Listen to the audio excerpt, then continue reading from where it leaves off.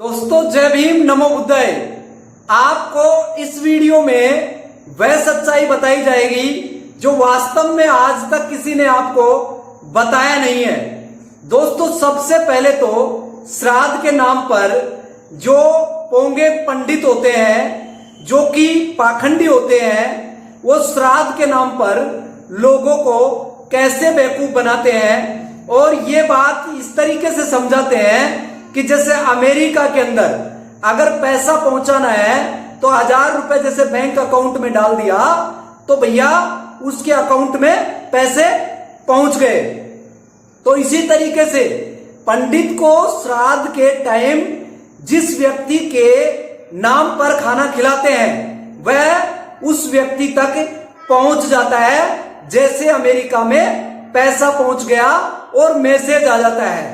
तो सबसे पहले तो इनको सुन लीजिए और इनको सुनने के बाद में फिर मैं आगे और आपको दिखाऊंगा वह सच्चाई जो वास्तव में आप जानकर हैरान हो जाएंगे। तो दोस्तों ऐसे ही पहले इसको देख लेते हैं और सुन लेते हैं। जैसे हमारी व्यवस्था बैंक की है, अमेरिका में पैसा पहुंचाना है तो उसके खाते में 1000 रुपए डाल दो, वहां पहुंच गया, तुरंत मैसेज जाएगा। उसी तरह तुमने ब्राह्मणों को खिलाया किसी व्यक्ति के नाम से, तुरंत उस तक पहुंच जाएगा ब्राह्मण का खाया हुआ। तो ये ईश्वर की बैंक है। तो दोस्तों आपने सुन लिया। तो अब मैं आपको इसको एक छोटी सी मार्मिक कहानी के माध्यम से आपको समझाना चाह रहा हूं। आपको भी बहुत बड़ी ज्यादा हंसी आने वाली है और आपकी टेंशन को पेंशन मिलने वाली है। तो दोस्तों देख लीजिएगा। अब मैं आपको कहानी, एक छोटी सी मार्मिक कहानी है, उससे आप समझ जाएंगे कि होता क्या है कि श्राद्ध के जो टाइम आते हैं उनमें एक किसी व्यक्ति ने श्राद्ध के लिए पंडित जी से पूछा कि बताइए हमारे घर में पीड़ा है, परेशानी है। तो उसने कहा कि आपके घर में पीड़ा है, परेशानी है, तो श्राद्ध के टाइम पर आप मुझे खाने पे बुलाइए और खाने पे आप बुलाएंगे तो आप जिसका श्राद्ध कराएंगे उनके नाम पर आप मुझे खाना खिलाएंगे तो खाना उनके पास में पहुंचेगा, वो शांत हो जाएंगे, आपकी हर एक परेशानी का हल निकल जाएगा। तो उन्होंने कहा पंडित जी ने कि आप ये बताइए कि आपके जो पूर्वज थे जिनके नाम से श्राद्ध पर आप मुझे खाना खिलाने वाले हो, तो बताइए वो क्या खाते थे। तो उसने जवाब दिया कि वो खीर खाते थे, वो हलवा खाते थे और हलवा के साथ वो पूरी खाते थे, छोटी छोटी मिर्चियां होती थी वो खाते थे। तो इस तरीके से उन्होंने कहा अच्छा वाह क्या बात है, तो ये व्यंजन बनवाइए, मैं अभी आता हूं। तो सब व्यंजन वो व्यक्ति आता है जजमान घर पे और अपने गृहिणी को बोलता है कि पंडित जी आ रहे हैं और आज हमारी समस्या का हल होने वाला है, तो ठीक है तो आप ये चीज बना लीजिए। अच्छे तरीके से पकवान बनाया गया। उधर से पंडित जी खाने के लिए आ पहुंचे।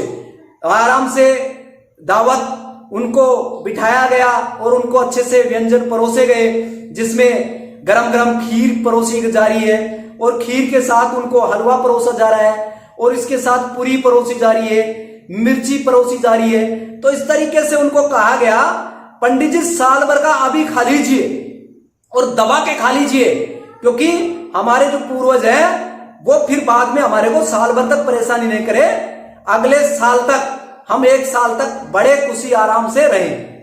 तो पंडित जी ने क्या किया कि साहब अच्छे तरीके से उस व्यंजन को बढ़िया तरीके से खुशबू आ रही है, वो खा रहा है और इतना खा लिया साहब बढ़िया तरीके से खा पी के और सेट हो गया मामला। अब जैसे ही मामला सेट हुआ उन्होंने कहा वाह आशीर्वाद आ रहा है ऊपर से, वो खाना उनके पास पहुंच गया तो बहुत बढ़िया, अब सुख शांति रहेगी आपके घर में और कोई दिक्कत नहीं है। तो अब मुझे ये बताइए कि दोस्तों जैसे आपने 1000 रुपए बैंक में ट्रांसफर किया तो पैसा गया तो आपके पास में मैसेज आया, लेकिन यहां पर मैसेज नहीं आया क्योंकि पंडित जी को खिलाया गया, पंडित जी ही मैसेज दे रहे। लेकिन अब वो घर वाले जो लोग थे उन्होंने क्या किया, पंडित जी को पकड़ लिया और पकड़ लिया, 4-5 लोगों ने पकड़ के बिठा लिया कि साहब हमारे जो दादाजी थे उनको क्या थी, डायबिटीज थी, यानी शुगर थी। तो अब शुगर थी तो क्या है कि वो खीर तो पसंद थी, वो तो आपने पहुंचा दी उनको, हलवा भी पहुंचा दिया और इस तरीके से सारे व्यंजन आपने खा लिए, वो वहां पर पहुंचा दिया। लेकिन भाई हमारे दादाजी को शुगर था, तो अब भैया ये जो इंजेक्शन है इंसुलिन का, ये भी भैया वो दादाजी तक पहुंचा दीजिए, क्योंकि वो परेशान हो रहे होंगे।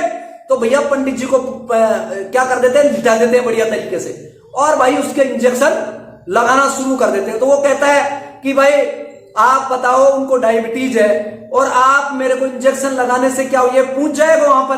अरे भैया क्यों नहीं पूछेगा, जब आपने हलवा खाया तो वो पूछ गया, ये पूरी खाई तो ये पूछ गया, तो यानी हर एक चीज वहां पर पूछी जा रही है।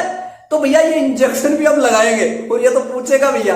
तो इस तरीके के ये पाखंड से आप बाहर निकलिए।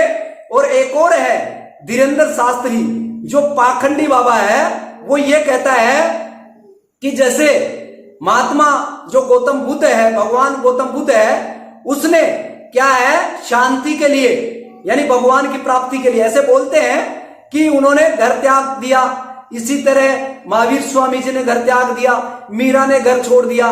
तो पहले तो भैया धीरेन्द्र शास्त्री को सुन लीजिए और फिर बाद में एक के बाद एक बात बताऊंगा कि बाबा जी पड़े हैं पैसों के पीछे और जनता को पटक रखा है भगवान के पीछे।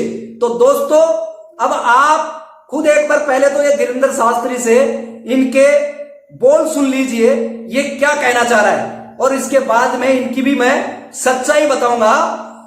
पहले तो ये सुन लीजिए। आज का विचार, पैसा सब कुछ नहीं होता। अगर पैसा सब कुछ होता, महावीर राजपाट नहीं छोड़ते, महात्मा बुद्ध राजगद्दी नहीं छोड़ते, मीरा राजघराना नहीं छोड़ती। मेरे पागलों, पैसा से तुम साधन खरीद सकते हो, साधना नहीं। पैसों से तुम भवन खरीद सकते हो लेकिन आराम नहीं। पैसों से तुम बिस्तर खरीद सकते हो लेकिन नींद नहीं। पैसों से तुम भोजन खरीद सकते हो लेकिन भूख नहीं। इसलिए पैसे के पीछे नहीं, परमात्मा के पीछे दो। तो आपने सुन लिया, ये थे धीरेन्द्र शास्त्री और ये बहुत ज्यादा चर्चित है पूरे देश के अंदर। पाखंड को फैलाने में इनका बहुत बड़ा योगदान है। ताकि अब इनकी जो बात सुने आप, सुनने के बाद में चलो गृह त्याग किया, भगवान बुद्ध ने शांति के लिए अपनी विषय वासनाओं को भग्न कर दिया, लेकिन क्या वो ऐसो आराम में थे? क्या उन्होंने ऐसो आराम को छोड़ा, यानी राजपाट को छोड़ा, धन दौलत को छोड़ा? दोस्तों आपकी जो समस्या का समाधान पैसों से है, तो इसीलिए अब ये कह रहे हैं कि भगवान के पीछे इन्होंने लगा दिया, खुद भगवान के नाम पर पाखंड फैला रहे हैं और जनता को बेवकूफ बनाने का काम कर रहे हैं। पहले तो आप ये देखिए कि कितनी महंगी महंगी गाड़ियों में, जेट विमान के अंदर, एरोप्लेन में ये बैठे हुए हैं और इतना ऐसो आराम ले रखे हैं, इतनी सुख सुविधाओं का, यानी भौतिक सुख सुविधाओं का इन्होंने पूरा का पूरा, देख लीजिए किस तरीके से। आज ये एसी लगी हुई है, ये कूलर लगा हुआ है, जो भी लगा हुआ है, ये देखो किस तरीके से ऐसो आराम गद्दी बिछाकर अच्छे तरीके से, ठाट बाट से, अच्छे तरीके से पूरे आनंद ले रहा है। और अभी इतना है कि इसको भगवान पे भरोसा नहीं है, इसको नहीं है भैया। तो इसीलिए ये लोगों को जैसे बेवकूफ बना रखे हैं और खुद पैसों के पीछे भाग रहे हैं और जनता को भगवान के पीछे लगा रखा है। तो ये जनता भगवान के डर से इनको पैसा डालते हैं। ये कहते हैं भाई मोह माया को त्याग दो और जो पैसा है वो इस दान पात्र में डाल दो। अब दान पात्र में क्यों डलवा रहे हैं? क्यों ये महंगी महंगी गाड़ियों में घूम रहे हैं? क्यों जेट विमान में घूम रहे हैं? तो दोस्तों अभी भी इनको भरोसा नहीं है भगवान के ऊपर, क्योंकि भगवान एक ऐसी काल्पनिक चीज है, ये हर एक धर्म की अपनी चीज है। जैसे कुछ हिंदू हैं जो भगवान को मानते हैं, ईसाई जो है वो अपने ईसा मसीह को मानते हैं, अल्लाह को मानते हैं मुस्लिम लोग कम्युनिटी के, सिख लोग अपने गुरु ग्रंथ साहिब को जो उनको मानते हैं। तो दोस्तों इनके जो भगवान है ये अपने तरीके से काम करते हैं। हिंदू का भगवान ये मोमडन के लिए काम नहीं करेगा, ईसाई का हिंदू के लिए काम नहीं करेगा, एक दूसरे का एक दूसरे के लिए काम नहीं करेगा। तो फिर मेरा उसमें क्या फायदा भाई? अब इसने लोगों को बेवकूफ बनाने के लिए इसने धीरेन्द्र शास्त्री को बताया क्या मिला हुआ है? Z+ सुरक्षा मिली हुई है, और वो भी भारत के संविधान से।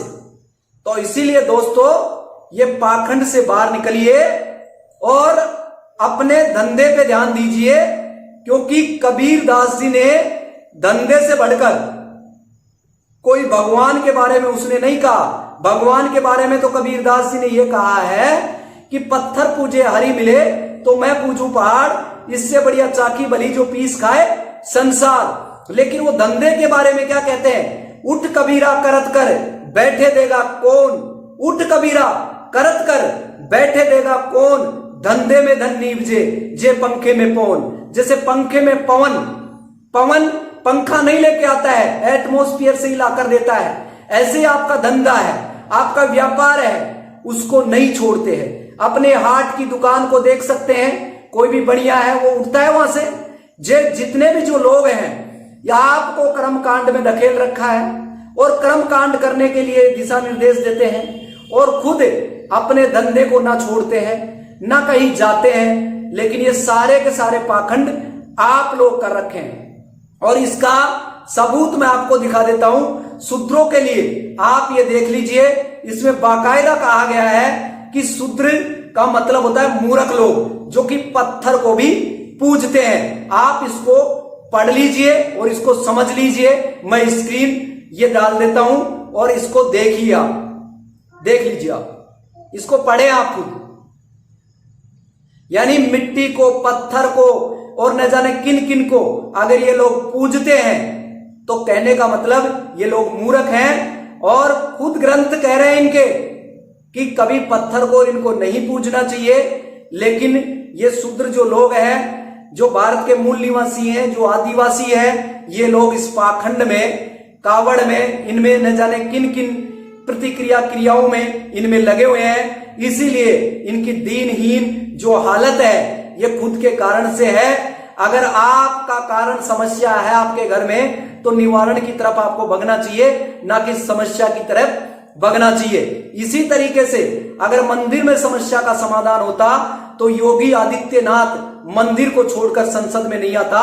तो इसी तरीके से समस्या मंदिर से खत्म नहीं होने वाली है। इसलिए बाबा साहब की जो अंगुली है, इस तरीके से जो अंगुली है बाबा साहब की, वो यही संकेत करती है आप मंदिर में नहीं संसद में जाइए। संसद से आपके समस्या के समाधान होंगे। और मंदिर में आप भिखमंगे, आप भिखारी, आप दीनहीन आपकी हालत होगी। तो इसमें आप खुद जिम्मेदार हैं, ताकि अब बाबा साहब नहीं आएंगे।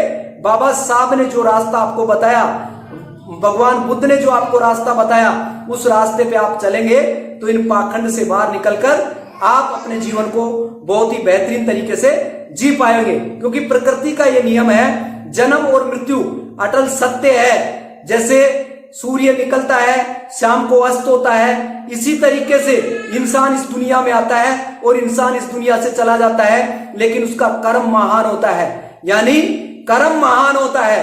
तो कर्म ऐसा कीजिए ताकि आप इस दुनिया में आए तब लोग हंसे थे, लेकिन इस दुनिया से जाए तो लोग रोए। तो दोस्तों फिर मैं मिलूंगा लेटेस्ट न्यू वीडियो में न्यू इंफॉर्मेशन के साथ। और लकी कोहिनूर को दीजिएगा इजाजत, ज्यादा से ज्यादा इस वीडियो को कैरी फॉरवर्ड करें और लकी कोहिनूर चैनल को सब्सक्राइब कर लीजिएगा।